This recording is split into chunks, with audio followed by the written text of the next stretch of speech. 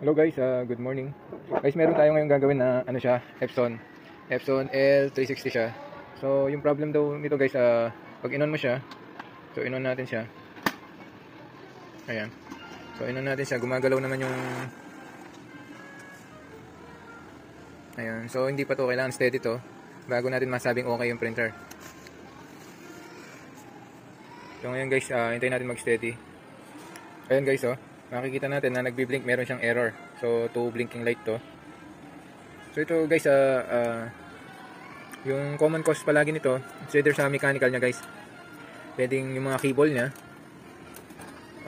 pwede doon sa loob niya. So, ngayon, yung pwede lang natin gawin dito is, i-disassemble natin siya, tapos check natin kung saan nanggagaling, bakit ayaw niyang mag-stable to at nagla-light ito. So, dito, upon checking naman guys, sa dapat, kung nagbi-blink to, kung reset naman yung problem niya, dapat hindi gagalaw itong pinaka head niya. So, pag sinindi mo siya, automatic naglalit na agad to. Ibig sabihin, reset to. Pero yung kanina guys, nakita nyo, umandar siya. So, gumalaw siyang ganyan. Tara guys, umpisahan na natin siya.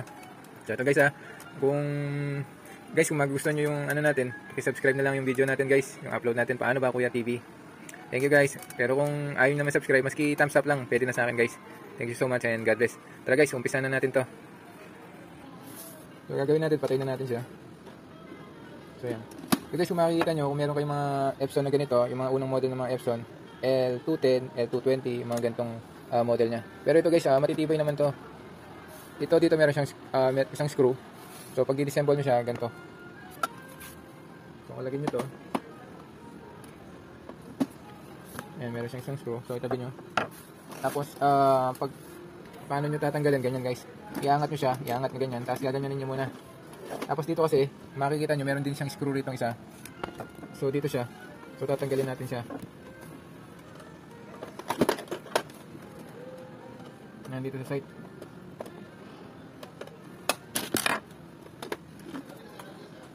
So ayan, bago matanggal to guys, meron to kasing flex dito sa, bago matanggal itong pinaka-scanner niya, meron siyang flex dito sa dulo. Kung makikita nyo guys, dito sa dulo, dito sa side. So bago natin makita yun, gagawin natin, tatanggalin natin to.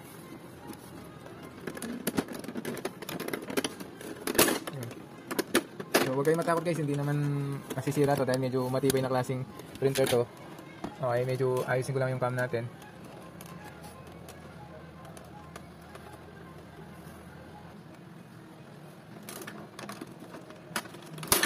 Ayan. So ito guys, tatanggalin nyo lang to. Ito yung pinaka-cover nya. Tapos dito naman, iangat nyo siya ganyan. So ito guys, makikita nyo dito sa gilid nya, ayan yung flex nya. Yung kulay blue na yan. So ito yung blue guys. So gagawin nyo para matanggal nyo siya, ganito. Pupul nyo siyang pa atras. So punta ron yun. So pag na-atras nyo siya, so gaganyanin nyo lang yan. Okay. Tapos gagawin natin guys, visual check tayo. Para hindi muna tayo magkalig ng gusto. So titingnan natin to. So dito nakatouch naman yung sa carrier nya. Ito. Tapos yung mga keyboard nya, so nakatouch naman.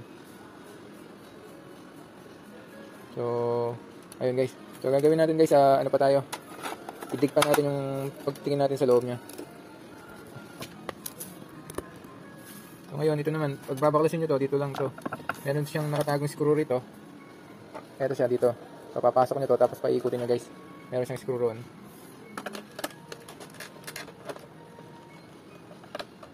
So ayan. Ito kung nakikita nyo. Tapos pag tatanggalin nyo to guys, ganito. So meron siyang pinaka... Dali lang, meron siyang pinaka, ano siya, ilalim. So pwede nyo siyang ilayin na ganito. Ayan.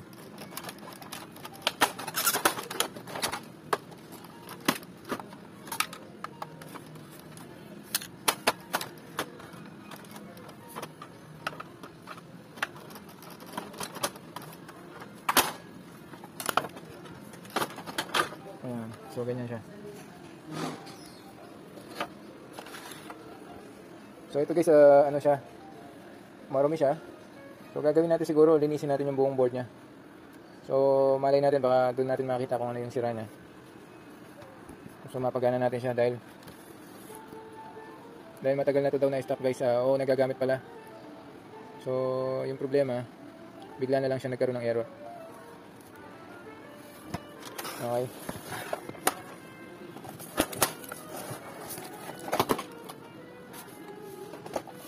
So ito guys, medyo messy lang to pag gumagawa kayo, pero tsaga-tsaga lang din. So ito pala para ano nyo to, para matanggal nyo yung board nya. So gagawin nyo, ito muna. So yan, tatanggalin nyo to. Tapos isusulong nyo tong ganito dito, yung pinaka ano nya, paper holder nya.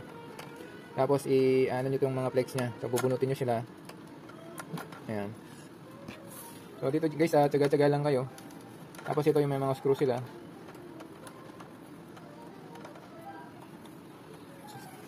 So ito guys, wala naman short to kasi kung may shorted to, so hindi nasisindi yung ano niya, yung light niya sa harap, yung power niya. So ito, more on mechanical siya. Upon visual check naman dito sa may loob niya guys, wala naman siya nakaharang o barado o yung sensor niya. Tapos to guys, bunutin nyo. Tapos dito, ito yung pinaka ano niya, flex nung front panel niya. So tanggalin nyo, ayan. Tapos ito, meron siyang screw rito.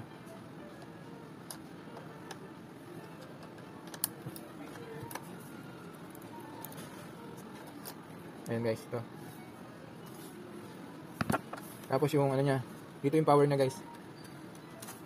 So kuha kayo na medyo pang ano ng konti. Ayan, so dito, yan, bunutin nyo yung socket niya sa power niya. Tapos ito naman dito sa may ano niya, may isang machine niya, mechanical niya. So bubunutin nyo rin. So tandaan nyo lang din guys, pero hindi naman kayo magkakamali dito dahil ito guys, magkaiba sila. Dalawa lang itong wire nito, ito naman sa power niya, tatlo. So ayan, so ito meron pa siyang screw rito para mabunot na natin yung board niya.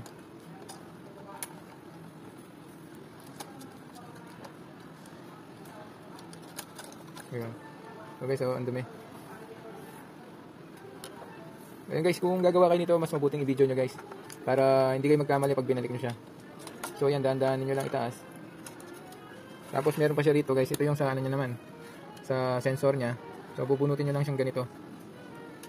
Ayun. So ayan, kung makikita natin guys, mandumi na.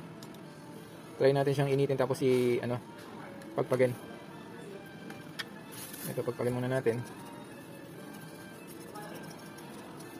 So minsan kakatagalan guys, minsan meron lang siyang naglulus. So marami na rin tayong ginawang ganito guys, yung naging problem niya. Halos minsan yung iba, same lang. Basta't wala lang masusunog na mga ng mga pyesa. Usually guys, minsan pag hindi nagsisindi yung mga ganito, ito yung nagiging problem niya. Itong dalawang niya, dalawang MOSFET niya.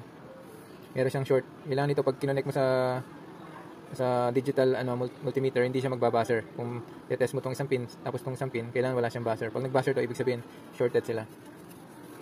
So ngayon guys, gagawin din natin, medyo initin natin ng konti, tapos linisin natin siya.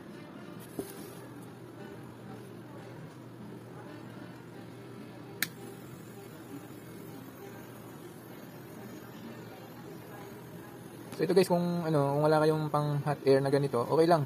Gawin niyo na lang, linisin niyo na lang ng linisin niyo siya ng Fuji fluid. Lighter fluid guys. So ayan. So medyo palalamigin ko lang siya ng konti, tapos linisin natin siya. So dito kung makikita natin guys, medyo siya. So gagawin niyo, pagpagin niyo siya.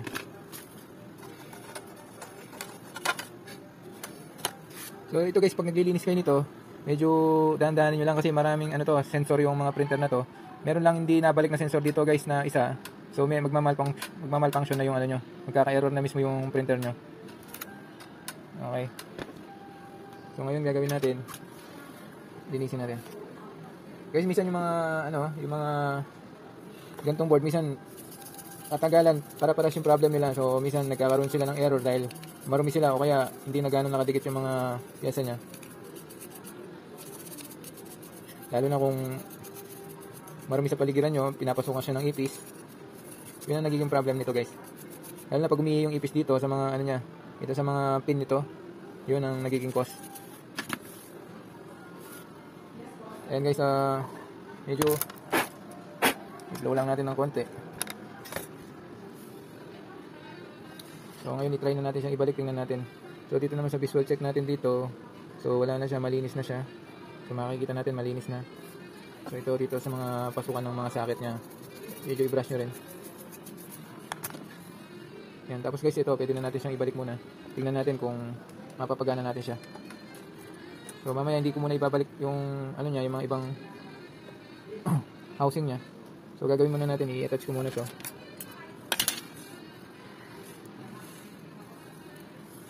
So So ito dito.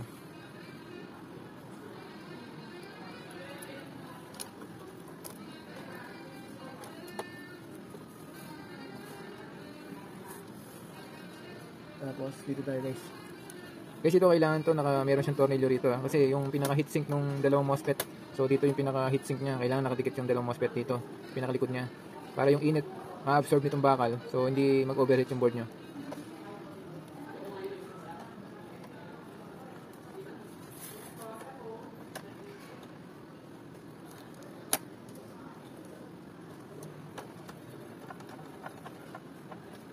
So ayun, tas last na lang guys itong isa dito.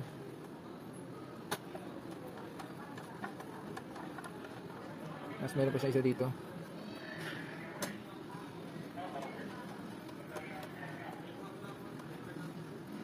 Tapos guys, yung mga cable nito, kung paano nyo tinanggal kanina, paano natin tinanggal, ganun nyo lang din sundan kung paano nyo ikakabit. So ito meron siya dito na socket cable para dito sa may ano niya. So ayan. So tapos itong ano niya, power cable niya. Ito sa power niya guys. So tapos ito, yan. Guys, tandaan nyo lang, palagi nyo tatandaan kung paano nyo tinanggal to, doon nyo ikakabit ha. Tapos dahan-dahanin nyo lang itong mga flex na to kasi medyo sensitive to, maninipis lang sila. So pag nasira to, medyo nahihirapan mag-function yung printer nyo. Yan. Tapos na lang to. Yan. Tapos ito na lang last. Yan. So ito pala. Guys, meron pa dito yung pinaka ano niya, sensor niya.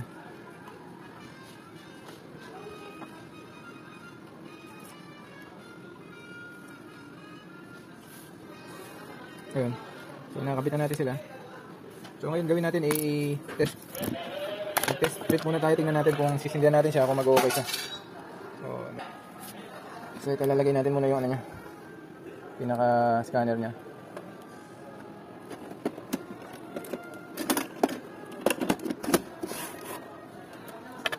Guys, yung cover natin dito mamaya na natin ikakabit pag nakita natin okay to. So ngayon simulan na natin siya. Ito. So sasaksak na natin siya. Tingnan natin kung meron ba ang improvement. Ayan. So ngayon switch na natin siya. Guys, continue na natin yung ginagawa natin. Ito, magsi-xerox tayo. Try natin kung hindi na magbiblink ito. Ayan. Ayan. Ayun. Nagtuloy-tuloy na siya. Ito guys, yun lang. Yung mga flex niya, tapos linisin nyo yung board niya guys. Masasolve natin yung problem niya. So yun, kaya pa na natin na sa mga ganun bagay na kung paano nire-repair to guys, yung double blink. Tapos yung isang blink niya.